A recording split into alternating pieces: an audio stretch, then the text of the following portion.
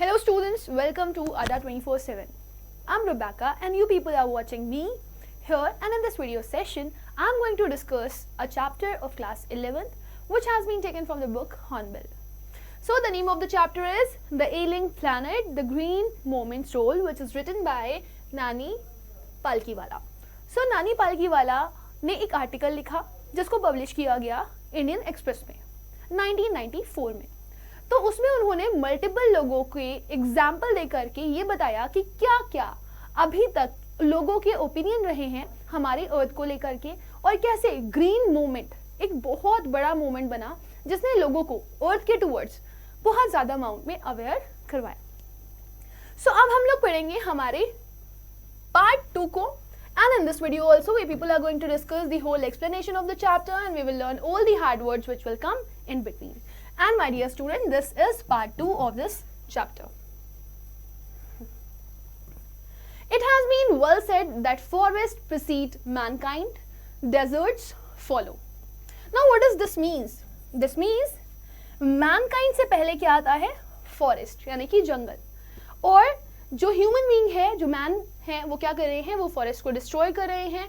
और अगर उन्होंने बुरी तरीके से फॉरेस्ट को डिस्ट्रॉय कर दिया तो हमारे पास कुछ भी नहीं बचेगा. हमारा जो लैंड है वो पूरी तरीके से बैरन हो जाएगा और हमें सिर्फ और सिर्फ डेजर्ट्स देखने के लिए मिलेंगे.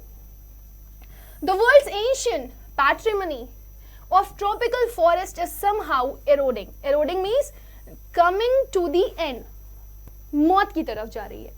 और पैट्रीमोनी क्या होती है? हमारे फादर से हमें जो इनहेरिटेंस मिली होती है, मतलब जो हमारे फोर फादर्स हमारे लिए छोड़ के गए होते हैं, उसे आप बोलते हो पैट्रीमोनी, राइट? तो ये जो ट्रॉपिकल फॉरेस्ट हैं, these are what? These are the patrimony of our ancestors. So these are actually the thing which has been given to us by our forefathers. हमारे को वो चीज़ें मिली हैं और उसके लिए हमें क्या करना है? उसके लिए हमें बेटर एफर्ट करने हैं ताकि हम उसे अच्छा कर पाएं. बट यहाँ पे क्या हो रहा है? यहाँ पे वो एरोड हो रही है, यानी कि वो ख़त्म हो रही है धीरे धीरे.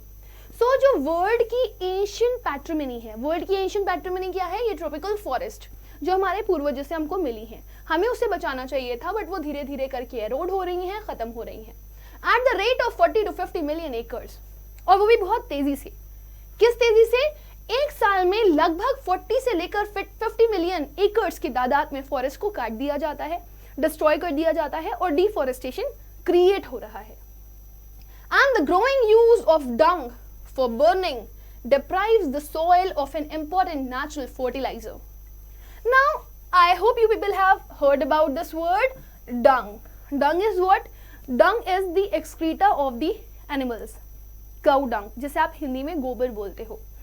तो ये जो डंग है, जिसे हम फर्टिलाइजर्स के तौर पर इस्तेमाल कर सकते हैं हमारी जन्मभूमि के लिए, जहाँ पे वो एक तरीके से हमारी क्रॉप्स को ग्रो करने में मदद कर सकता है, लेकिन हम उसको क्या कर रहे हैं?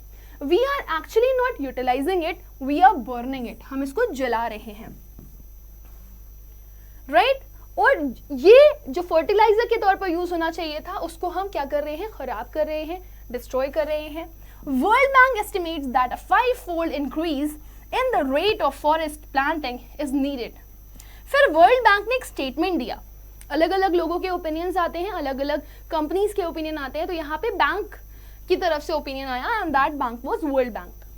वर्ल्ड बैंक ने एक एस्टिमेशन दिया और एस्टिमेशन में क्या बताया? That a 5-fold increase in the rate of forest planting is needed to cope up with the expected fuel would demand in the year 2000. अगर हमको 2000 यानी कि 2000 ईयर, ये चल रहा है, अभी क्या चल रहा है? 2021.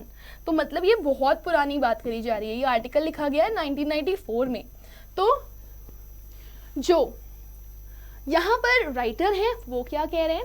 वो ये कह रहे हैं कि 1994 में ऐसा मेंशन किया गया था कि अगर हम लोगों को 2000 की नीड्स को फुलफिल करना है और फ्यूल डिमांड्स को कंप्लीट करना है, तो हम लोगों को बहुत ज़्यादा ज़रूरत है एक बेटर वर्क करने की. और बेटर वर्क किसके लिए? बेटर वर्क एफॉरेस्टेशन की तरफ, यानी कि हम लोगों को जो पेड़ हैं वो 5 गुना 5 टाइम्स ज़्यादा उगाने पड़ेंगे. Now can you think of this? 1994 में ऐसा बोला गया था कि 2000 तक हमें 5 टाइम्स इन्हांसमेंट करना पड़ेगा, इंक्रीज करना पड़ेगा प्लांटेशन को. और अब 2021 आ गया है, लेकिन अभी भी हम उस नीड को फुलफिल नहीं कर पाए हैं. So that was said by the World Bank, this was the estimation of World Bank कि अगर हमें हमारे फ्यूल वुड डिमांड को फुलफिल करना है तो हमें ये काम करना पड़ेगा, लेकिन बाय चांस हम इसे पूरा नहीं कर पाए. James Smith, the president of the World Resources Institute, said the other day, we were saying that we are losing the forest at an acre a second, but it is much closer to an acre and a half to a second. तो अब यहाँ पर हमारे writer ने एक और person का statement mention किया, and the name of the person was James Smith. You can see here the picture of James Smith. So he is the president of World Resources. ये कौन है? ये प्रेसिडेंट है World Resources Institute के. इन्होंने दूसरे time पे क्या बोला? इन्होंने कहा we were saying that, हम कह रहे थे we are losing the forest, हम लोग धीरे धीरे जो हमारे जंगल हैं उनको खो रहे हैं. At an acre a second, यानी कि उन्होंने बहुत बड़ी बात कह दी कि हर सेकेंड में हम लगभग 1 एकड़ फॉरेस्ट लैंड खो देते हैं. But it is much closer to an acre and a half to a second. और अब वो कह रहे हैं कि पहले तो ये कुछ इस तरीके से चल रहा था 1 सेकेंड में 1 एकड़, लेकिन आने वाले टाइम पे इसकी जो हालात है वो और खराब होती हुई देखने के लिए मिल सकती है. दैट वुड बी 1.5 एकड़ इन 1 second. So that is something which is very very alarming. ये भी बहुत ज्यादा अलार्मिंग है. तो हमें जितना ज्यादा इस चीज के बारे में सोचना हो उतना कम है. हम जितना ज्यादा एफर्ट्स कर सकते हैं हमारी अर्थ के लिए, हमारे लैंड के लिए, हमें करना है. Article 48A of the Constitution of India provides that the state shall endeavor to protect and improve the environment and to safeguard the forest and wildlife of the country. फिर हमारे संविधान में एक आर्टिकल था, आर्टिकल कौन सा था? 48A. तो आर्टिकल 48 हमारे कॉन्स्टिट्यूशन का क्या कहता है? हमारे भारत के संविधान का जो आर्टिकल 48 है वो कहता है कि हमें क्या करना चाहिए या हमारे स्टेट्स को क्या करना चाहिए. It shall endeavour to protect, मेहनत करनी चाहिए. Endeavour refers to we need to do hard work, कठिन परिश्रम. To protect and improve the environment, हमें हमारे जो एनवायरमेंट है उसको प्रोटेक्ट करना चाहिए, उसका संरक्षण करना चाहिए और साथ ही साथ में उसके इम्प्रूवमेंट पर भी ध्यान देना चाहिए. प्रोटेक्ट कैसे करोगे? पेड़ों को ना काट करके, राइट. दूसरी चीज, फिशरीज को ना मार करके. इम्प्रूवमेंट कैसे करोगे? ज्यादा से ज्यादा पेड़ उगाओ. क्रॉस ब्रीडिंग भी करवाई जा सकती है अगर फिशरीज को डेवलप करना है तो. And to safeguard the forest and wild life of the country, और अगर हम चाहते हैं कि हमारे कंट्री की जो वाइल्ड लाइफ है और जो जंगल है वो बच जाए, तो उसके लिए हमें बहुत जरूरी है कि हम हमारे एनवायरनमेंट को प्रोटेक्ट करें और उसका संरक्षण करें. तो अगर हम हमारे फॉरेस्ट का संरक्षण करेंगे तो हमारी वाइल्ड लाइफ अपने आप प्रोटेक्ट हो जाएगी, जो धीरे धीरे क्या हो रही है? जो धीरे धीरे एक्सटिंक्ट हो रही है, right. Now but what causes endless anguish? Anguish means pain, दर्द. जो सबसे ज्यादा बुरी चीज है जिसको सुनकर के बहुत ही दर्द होता है वो क्या है? Is the fact that laws are never respected. हमारे भारत में जो नियम और जो कानून बनाए जाते हैं उनकी कोई भी रिस्पेक्ट नहीं करता. सबसे ज्यादा अगर कहीं पर नियम और कानून तोड़े जाते हैं तो वो हमारा क्या है? भारत है. Now never respected nor enforced in India, ना ही उनकी इज्जत करी जाती है और ना ही कोई उसे कंटिन्यू करता है, ना ही उसे प्रॉपर्ली लागू किया जाता है. और मान लीजिए लागू हो भी गया तो कोई उसे फॉलो नहीं करता. For instance the constitution says that casteism, untouchability and bonded labour shall be abolished, but they flourish shamelessly even after 44 years of the operation of the constitution. Now, हमारा संविधान बनने के 44 साल बाद भी आज भी प्रॉपर रूल्स और रेगुलेशन को फॉलो नहीं किया जा रहा. और इसका एग्जाम्पल यहाँ पर हमको दिया गया है कि हमारा संविधान कहता है, भारत का संविधान, भारत का कॉन्स्टिट्यूशन कहता है कि कास्टिज्म मतलब लोगों के कास्ट में भेदभाव करना. ऊपर जात वाले हैं, नीचे जात वाले हैं, यानी कि ऊंची जात वाले, नीचे जात वाले. फिर अनटचेबिलिटी, उसको नहीं छूना, ये वाला सिस्टम. एंड बॉन्डेड लेबर, जिसे बंधुआ मजदूर बोलते हो. 15-15 घंटे 16-16 घंटे नौकरी करवा रहे हैं बेमतलब की, जो ब्रिटिशर्स लेकर के आए थे, शैल बी अबॉलिश्ड, इसे खत्म किया जाना चाहिए। वो नहीं होगा, ये क्राइम है, these are crimes, these should not be done. हमें लोगों को कास्ट के बेसिस पे जज नहीं करना चाहिए, हमें अनटचेबिलिटी नहीं करनी चाहिए, और ना ही हमें बंधुआ मजदूर बनना चाहिए, और ना किसी को बंधुआ मजदूर बनाना चाहिए, ये हमारा संविधान कहता है। बट हम कितने शेमफुल हैं, हम कितने शर्मनाक कामों को कर रहे हैं, हम क्या कर रहे हैं, we are flourishing, we are keep going on with this shameless act even after 44 years of operation of constitution. हमारे संविधान के 44 साल बाद भी, यानी कि जब हमारा संविधान बना उसके 44 साल बाद भी हम ये हरकत कर रहे हैं। हम आज भी अनटचेबिलिटी जैसी चीज़ों को मानते हैं, कास्टिज्म आज भी होता है, लोग एक कास्ट से दूसरी कास्ट में अपनी लड़की ब्याहना नहीं चाहते, और साथ ही साथ में एक सबसे इम्पॉर्टेंट चीज़ जो देखने के लिए मिल रही है वो है इंडिया में bonded labour, that was actually a crime. A recent report of a Parliament's Estimates Committee has highlighted the near catastrophic depletion of India's forest over the last 4 decades. अभी एक recent report आई, मतलब ये उस समय की है, 1994 की। इसमें हमारे राइटर कहते हैं कि उनके हिसाब से जो भी एक हाल फिलहाल की रिपोर्ट आई थी पार्लियामेंट की तरफ से, उसका एस्टिमेशन क्या था कि जो कमिटी है वो क्या कर रही है, वो हाईलाइट कर रही है, क्या हाईलाइट कर रही है, near catastrophic depletion. Catastrophic something means very very hazardous, very very bad, refers to calamity of India's forest over the last 4 decades. पिछले 4 साल से, यानी कि आप 1990 जोड़ लो, 1990 से 1994 के बारे में बात हो रही है।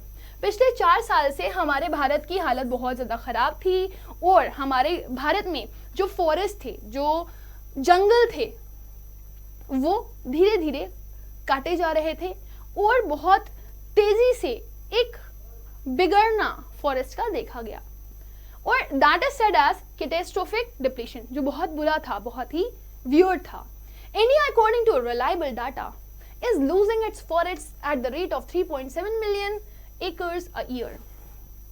फिर हमारे राइटर कहते हैं कि हमारा जो भारत है वो एक रिलायबल समझते हो ना, एक ऐसा डेटा जिस पे आप भरोसा कर सकते हो, ट्रस्ट वर्दी, एक ऐसा डेटा जिस पे आप भरोसा कर सकते हो। वो डेटा ये कहता है कि हमारा जो भारत है वो क्या कर रहा है, वो 3.7 मिलियन एकर्स एक साल में फॉरेस्ट लूज करता है, मतलब 3.7 मिलियन जो फॉरेस्ट है वो काट दिया जाता है एक साल में। लार्ज एरियाज, जो बहुत बड़े बड़े एरियाज हैं, वहाँ पे क्या होता है, they officially designated as forest land, जिनको बोला गया था कि जो बड़े बड़े एरियाज हैं उनको ऑफिशियली इस चीज़ का डिक्लेरेशन मिला था कि ये बड़े बड़े एरियाज सिर्फ और सिर्फ जंगल के लिए ही छोड़े जाएंगे, यहाँ से जंगलों को बिल्कुल भी ख़त्म नहीं किया जाएगा, जंगल में कोई भी कटाई छटाई नहीं होगी। आर ऑलरेडी वर्चुअली ट्रीलेस, आज आप उनको देखने जाओ तो आपको वो कैसे मिलेंगे, ट्रीलेस मिलेंगे। इतने बड़े बड़े एरिया जिसको ऑफिशियल डिक्लेरेशन मिला था कि यहाँ पर किसी तरह का डिफॉरेस्टेशन नहीं होना चाहिए, लेकिन अल्टीमेटली क्या किया गया, deforestation. The actual loss of forest is estimated to be about 8 times the rate indicated by the government statistic.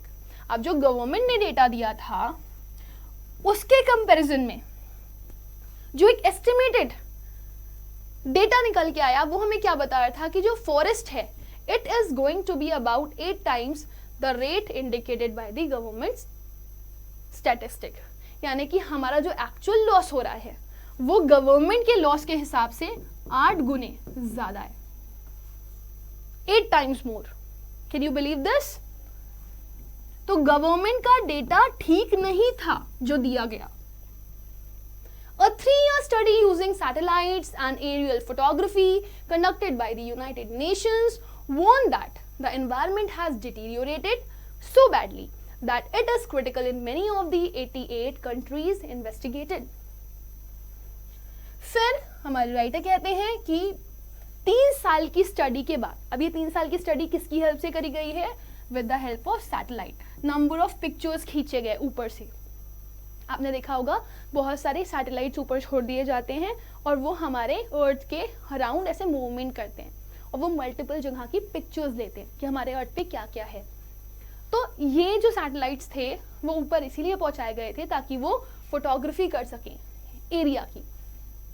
Aerial photography refers to हवा में आप हो और हवा से क्या कर रहे हो, ऊपर जैसे प्लेन होता है ना, वहां से उस पोजीशन से क्या कर रहे हैं, ऊपर से पिक्चर्स ले रहे हैं ये सारे के सारे सैटेलाइट। तो इसको किसने कंडक्ट किया था, यूनाइटेड नेशंस ने। तो ये एक वार्निंग दे रहा था, वार्निंग क्या था, that the environment has deteriorated, हमारा जो वातावरण है, हमारा जो फॉरेस्ट एरिया है वो इतनी बुरी तरीके से खराब हो चुका है, बर्बाद हो चुका है, that it is critical. Critical मतलब बहुत ही ज्यादा खतरनाक बात है ये कि in many of the 88 countries investigated, लगभग 88 ऐसी कंट्रीज हैं जिसकी एनवायरमेंटल स्टेटस बहुत ही खराब है, बहुत ही क्रिटिकल है, और इसके लिए जल्द से जल्द कोई एक्शन लेना चाहिए, अदरवाइज हमारे जंगल नहीं बचेंगे और हम लोग भुखमरी की कगार की तरफ बढ़ सकते हैं। क्योंकि जब फॉरेस्ट नहीं होंगे, वाइल्ड लाइफ नहीं होगी, वाइल्ड लाइफ नहीं होंगे, ह्यूमन बींग्स नहीं होंगे, ह्यूमंस बींग नहीं होंगे, तो अर्थ के होने का कोई मतलब नहीं है। There can be no doubt that the growth of world population is one of the strongest factors distorting the future of human society. Now, फिर हमारे राइटर कहते हैं कि जो सबसे टॉप मोस्ट प्रॉब्लम है हमारी, जिसको हम प्रायोरिटी बेसिस पर देखें, हमारे पास रिसोर्सेज की कमी होना, ज़्यादा से ज़्यादा अमाउंट में फॉरेस्ट का काटा जाना और चीज़ों का खराब होना, इसके पीछे कारण कौन है? द ग्रोइंग पॉपुलेशन, बढ़ती हुई जनसंख्या। जनसंख्या की वजह से ही ये हो रहा है, क्योंकि जब जनसंख्या बढ़ रही है, डिमांड्स बढ़ रही हैं, और हमारे पास क्योंकि रिसोर्सेज लिमिटेड है, तो हम उस जनसंख्या के अकॉर्डिंग उन रिसोर्सेज को मीट नहीं कर पा रहे। It took mankind more than 1 million years to reach the first billion. जब हमारे अर्थ की शुरुआत हुई तो कितना टाइम लग गया था अर्थ को, पॉपुलेशन को 1 बिलियन करने में। It was a long time. पहली बिलियन पॉपुलेशन करने में अर्थ को बहुत समय लगा। That was the world population around the year 1800, और ये कब की बात बता रहे हैं, 1800 की। इस दौरान हमारे पूरे वर्ल्ड की पॉपुलेशन कितनी थी, 1 बिलियन थी। फिर 1900 यानी कि 100 साल बाद कितनी हो गई, 2 billion, second billion was added. And the 20th century यानी कि जब 2000 के कगार पर ये पहुंचने वाली है, तो उसने क्या कर लिया है, पॉपुलेशन को 3.7 billion. The present world population is estimated at 5.7 billion. Every 4 days the world population increases by 1 million, और अभी आज का एस्टिमेशन लगाया जाए तो वो 5.7 बिलियन है।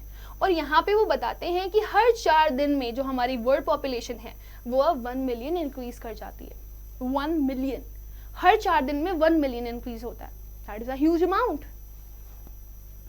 तो इस तरीके से बढ़ती जनसंख्या एक बहुत बड़ा कारण है जिसकी वजह से हमारा अर्थ कहीं ना कहीं बहुत ही बुरी कंडीशन में है। Fertility falls as income rise. फिर हमारे राइटर कहते हैं लोगों की जब इनकम बढ़ती है तो लोग बच्चे पैदा करना कम कर देते हैं, यानी कि जिनकी इनकम ज्यादा है उनके बच्चे कम हैं, फर्टिलिटी गिर जाती है। जब पैसा बढ़ता है, एजुकेशन बढ़ती है, एंड हेल्थ इंप्रूव्स।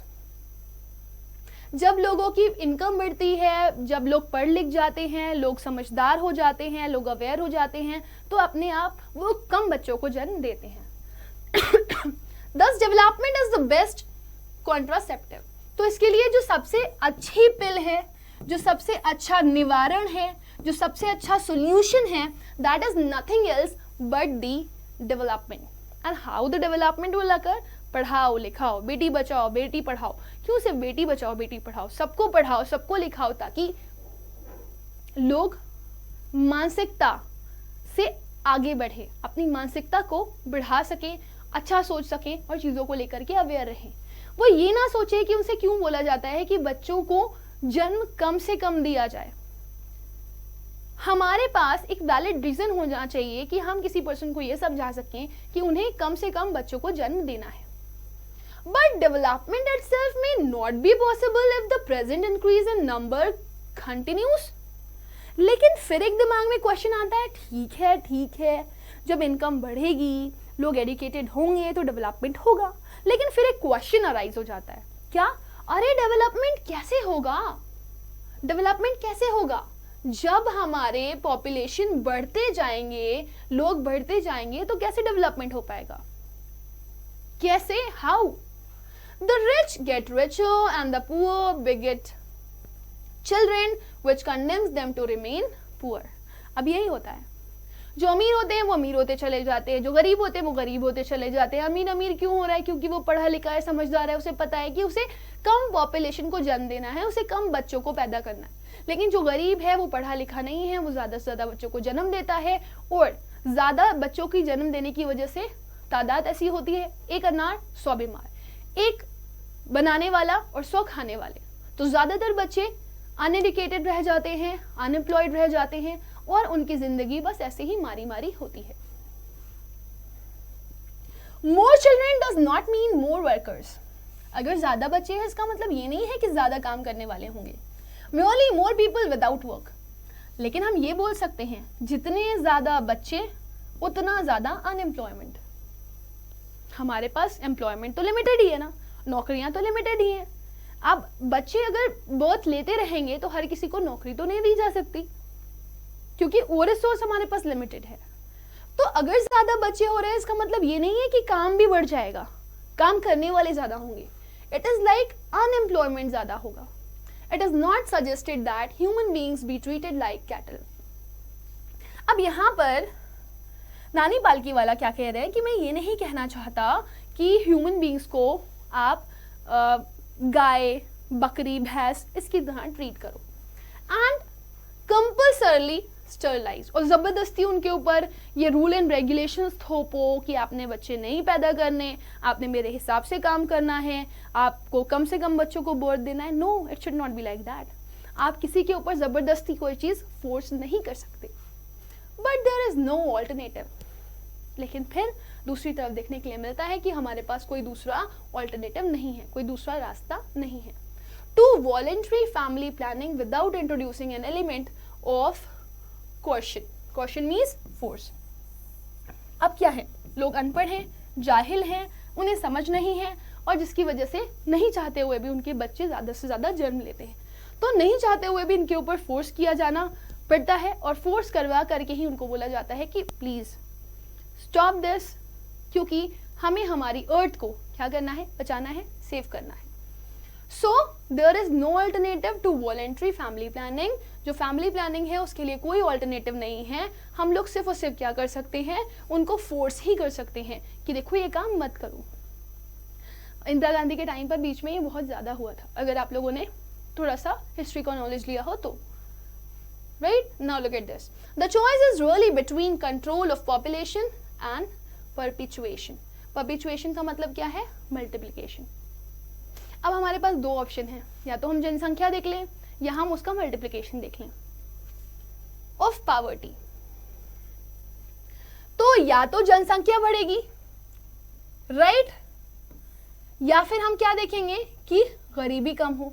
जैसे जैसे जनसंख्या बढ़ेगी वैसे वैसे गरीबी बढ़ेगी। सो इससे बेटर है कि हम जनसंख्या को थोड़ा सा ध्यान दें ताकि हमारी गरीबी पर हम कंट्रोल लगा सकें। तो बहुत जरूरी है कि हम क्या करें, पॉपुलेशन पे कंट्रोल करें ताकि ये जो मल्टीप्लिकेशन है पॉवर्टी का वो कम हो जाए। The population of India is estimated to be 920 million today. अगर हम भारत की, इकलौती भारत की जनसंख्या को देखें तो इट इज 920 मिलियन टुडे, आज के टाइम पे। More than the entire population of Africa and south Africa. ये जो दो कॉन्टिनेंट्स हैं, अफ्रीका और साउथ अफ्रीका, अगर इन दोनों की भी पॉपुलेशन को मिला दिया जाए ना तो भी हमारे भारत की पॉपुलेशन इससे कई ज्यादा है।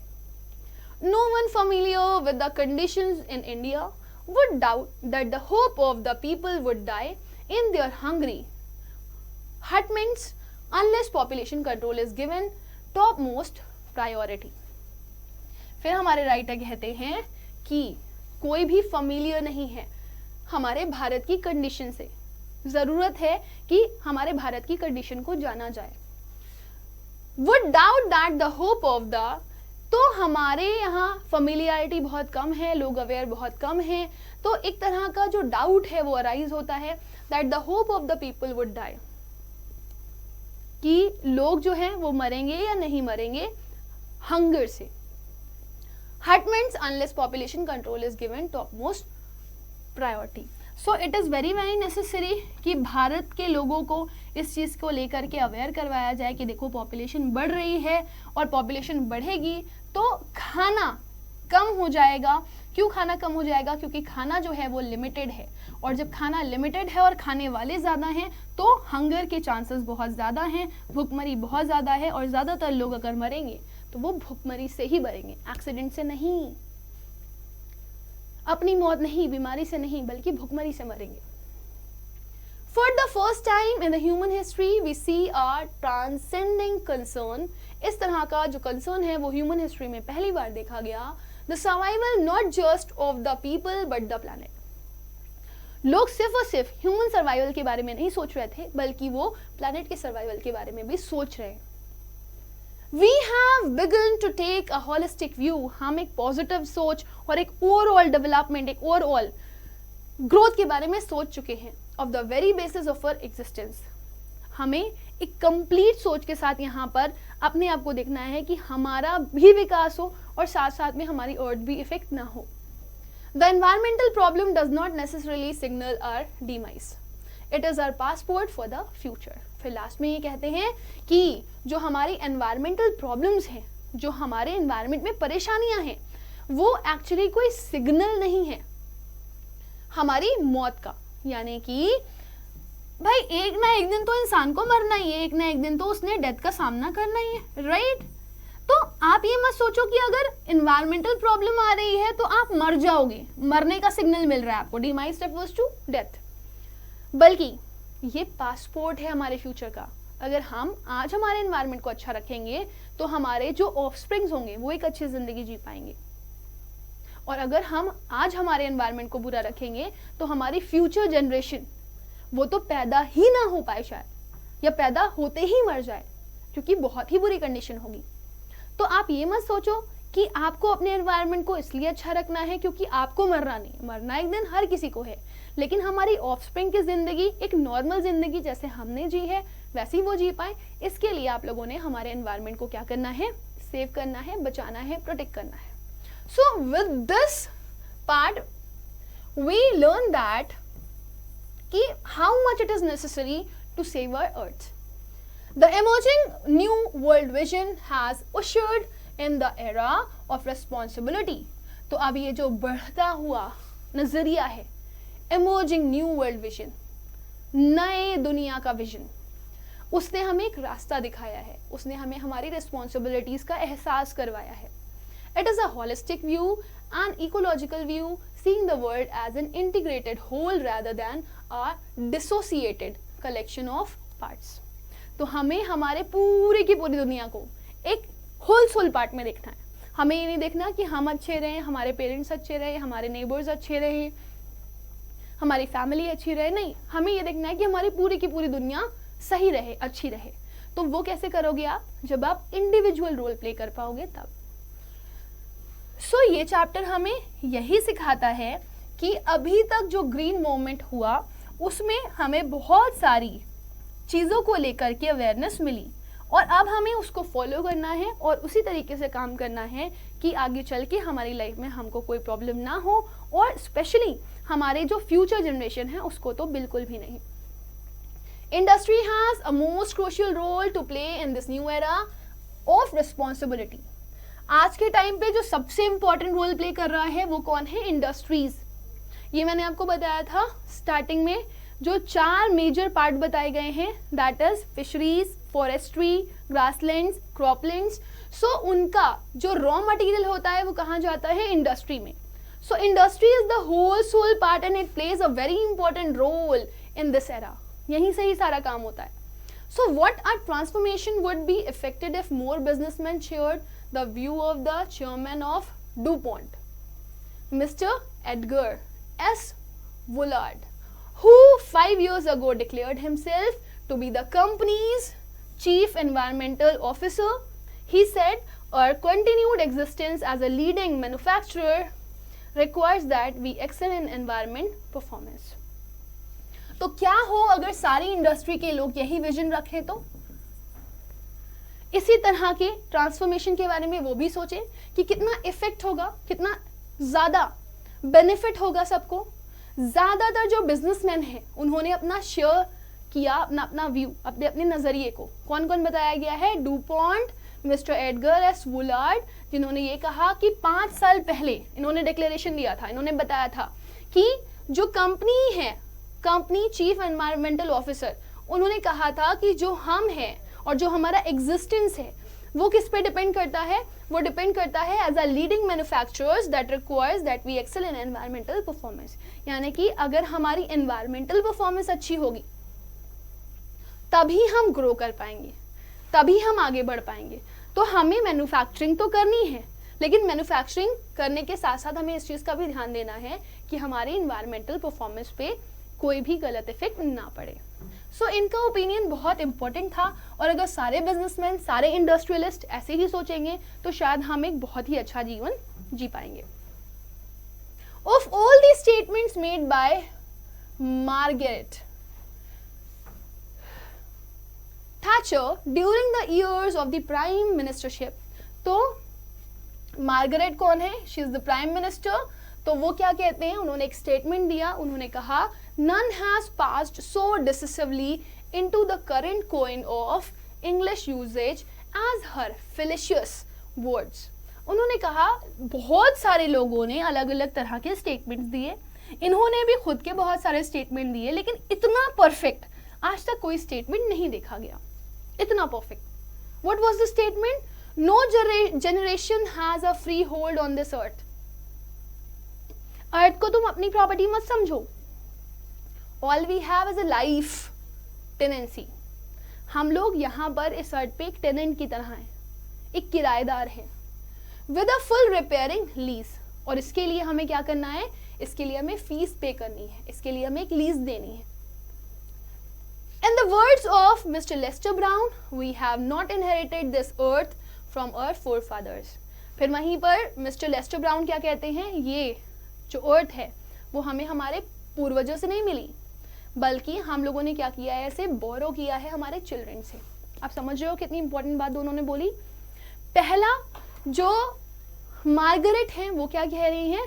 वो कह रहे हैं कि देखो हमारी अर्थ बहुत ही ज्यादा क्रूशियल स्टेट पर है, और आप इसको इस नजरिए से देखो कि आप यहाँ पर अपनी प्रॉपर्टी पे नहीं रह रहे हो, बल्कि आप यहाँ पर किराएदार हो, किराएदार के तौर पर रह रहे हो, जिसको एक फीस पे करनी है। और वो फीस क्या है? कि आपको इस एनवायरनमेंट को अच्छा रखना है आपके फ्यूचर जनरेशन के लिए।